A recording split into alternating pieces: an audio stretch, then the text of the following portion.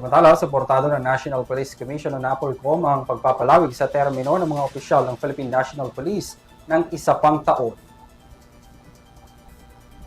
Binigyang diin ni NAPOLCOM Vice Chairperson at Executive Officer Attorney Ralph Calinisan na ang pagpapalawig ng termino ng mga opisyal ay hindi lang dapat base sa mandato, kundi nakalaan din para sa mga karapat-dapat na PNP personnel. Unang nabigyan ng extension si Brigadier General Roberto Calinisan noong Enero 2000 matapos aprubahan ni Noe President Joseph Estrada ng isang taong extension ng termino matapos ang rekomendasyon ng mga leader ng Region 3.